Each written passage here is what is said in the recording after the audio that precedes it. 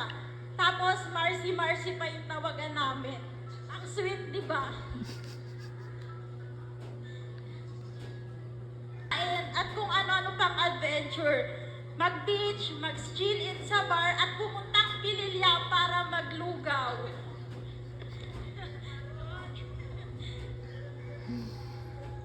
I can't imagine na in just 3 years of friendship, marami na kaming na-build na good memories together.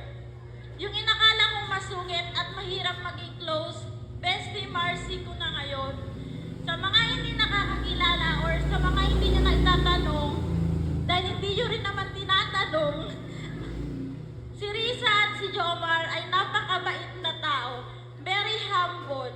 Kung tutuusin, na hindi sila mahirap maging kaibigan, hindi rin sila mahirap pakisamahan. Kung mas pakikisamahan mo sila, mas doble yung ibibigay nilang pakikisama sa'yo. Legit yon 100%. Well, real friendship is not measured by how long you know each other, but rather it is measured how you have been each other, how you appreciate each other, and how you compatible when you are with them.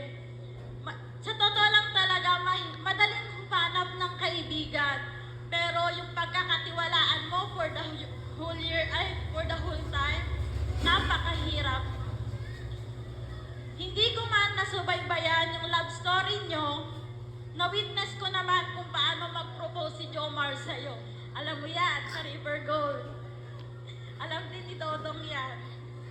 At nakita ko kung gaano nyo kamahal ang isa't isa.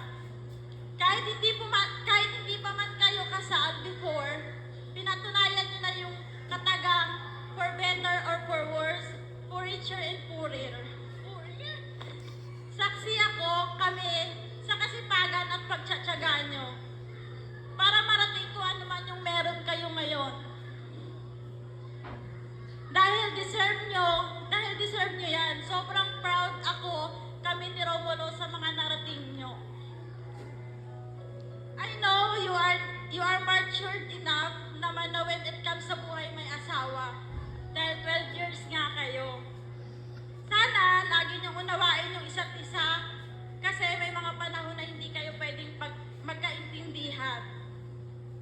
Sana hindi kayo mapagod unawain ang isa't isa, or kung mapagod man kayo, balikan at alalahanin niyo lang kung paano kayo nagsimula.